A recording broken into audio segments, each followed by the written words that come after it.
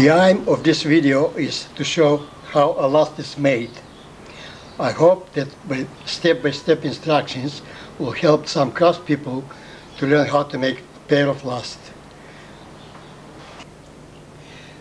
After the profile pattern has been designed, it can be reduced by 5 mm at the top of the back curve and tapered down to knotting about halfway down.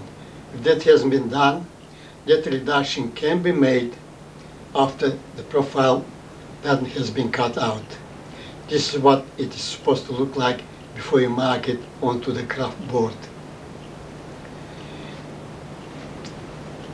Once all this is done, the profiles can be marked on the craft board.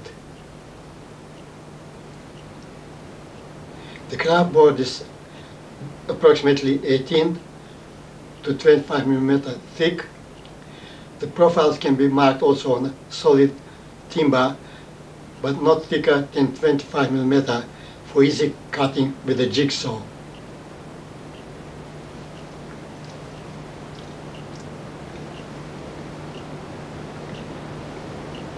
After the marking, 12 mm holes are drilled at difficult places like curves and corners where there is no access with the jigsaw. The cutting normally starts from the outside of the board and simply just follow the lines.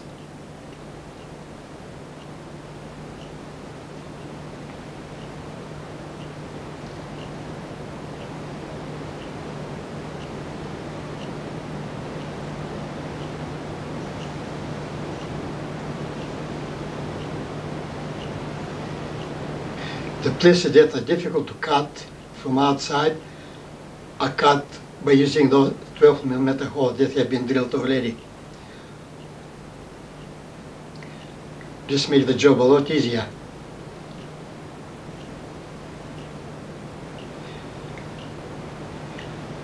This is what a profile board looks like after it's been cut. And now those profile boards are ready to apply the PVA wood glue.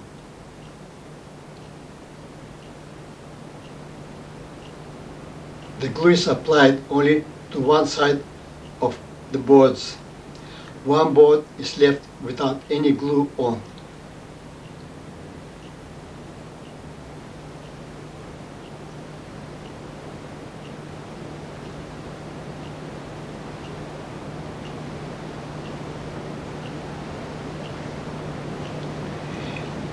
The boards are put one on top of the other to form a block. As you see, the last board doesn't have any glue on.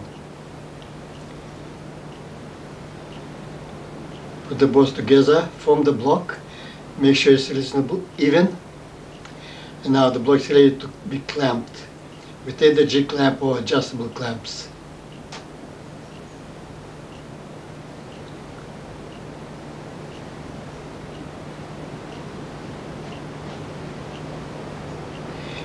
Before tightening the clamps,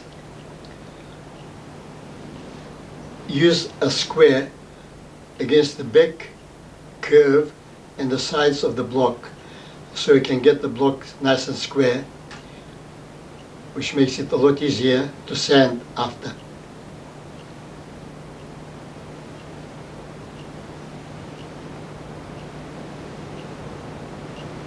After the clamps are tightened, let the block dry overnight. This sanding wheel is easy to make. Information on how to make one is given in the book on shoe designing and making manual. If you have a finishing machine can be used as well.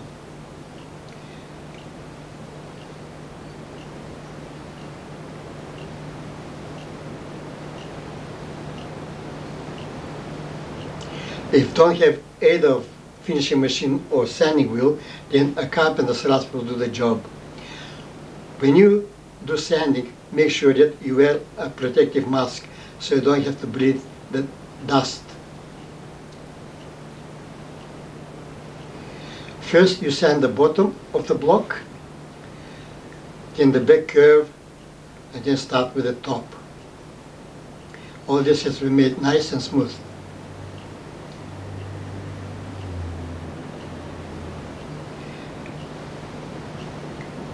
Here I'm showing some of the sanding is done on the sanding wheel, and some will be done on the finishing machine.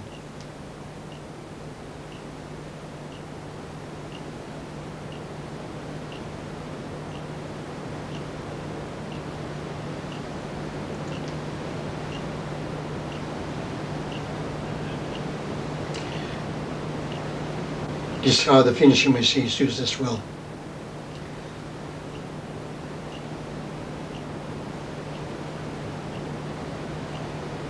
The aim is to make the block nice and smooth,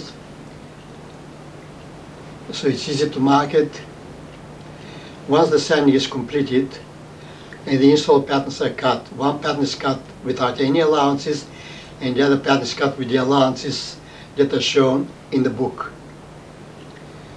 First, mark the install pattern without the allowances by keeping it slightly forward from the back curve.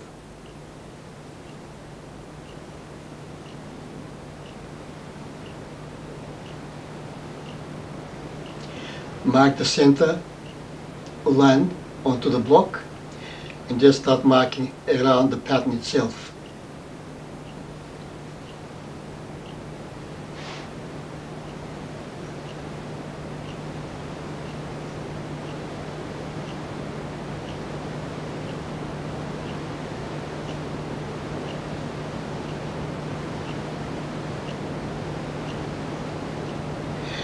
When the marking is completed, then put on the pattern with the allowances and line up the center line with the marks on the block. When this is done, mark the allowances onto the block.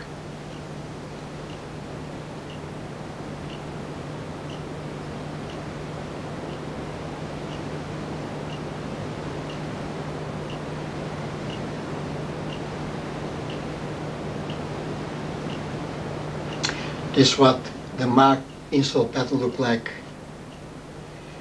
When the marking is completed, the two center lines are connected by using a strip of cardboard.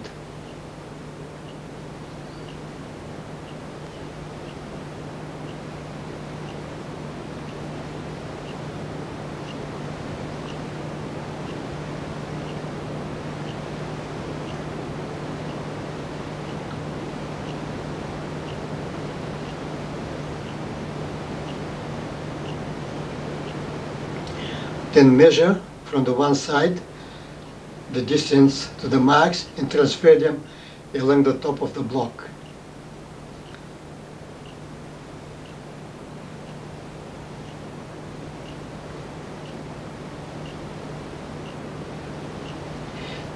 When this is done, use a strip of cardboard to connect all those marks with a straight line.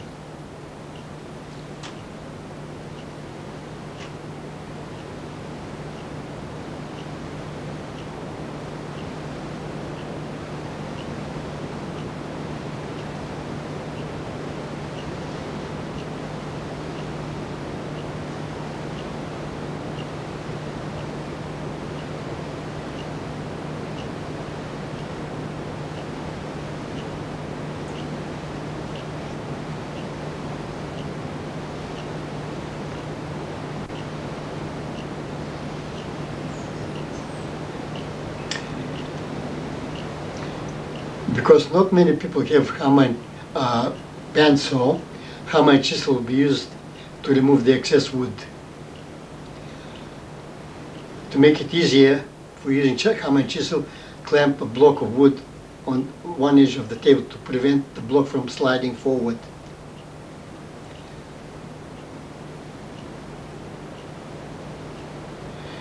A tomahawk can be used as well for removing the excess wood.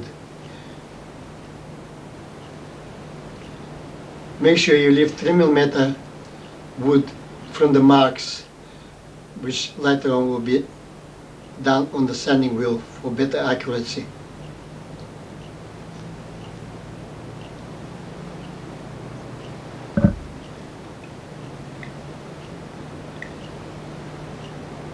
Start sanding on the wheel until you reach to the mark.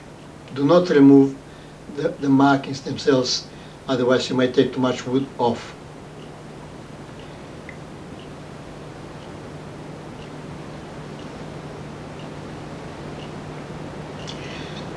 When that's done, you can mark the top cone of the block by measuring 13 mm on either side of the center line and connect them again with a strip of cardboard.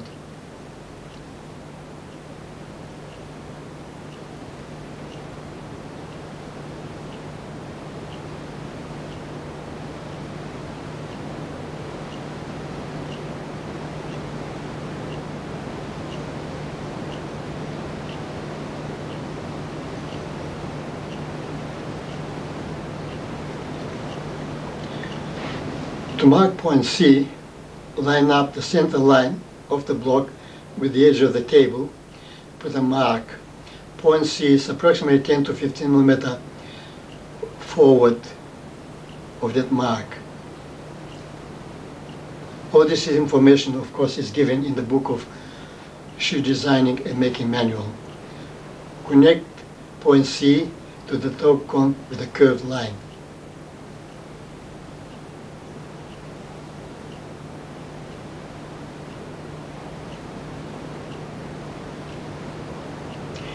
That's what the block looked like after it's been marked.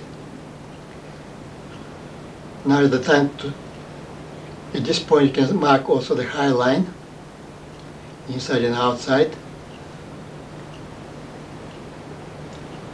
And the excess wood has to be removed. In this particular section, the excess wood is easier removed with a tomahawk than hammer and chisel. If you have a bandsaw, you can use a bandsaw. Please be very careful when you use sharp tools.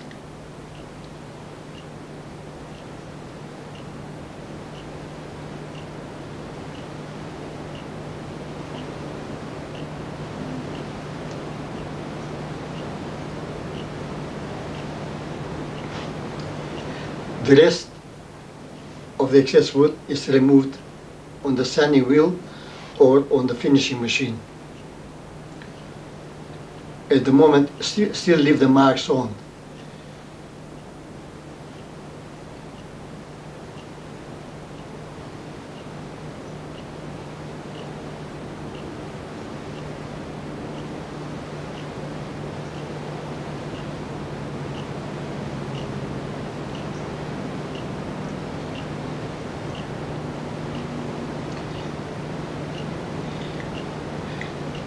When this is done, you can start removing the rest of the excess wood. Up to now, all the lines and markings were used as guidelines. From now on, they will be removed and the block is shaped to start looking like a last. As you keep removing the excess wood, start shaping the front of the last, the toe section. Up to now it's only a rough shape.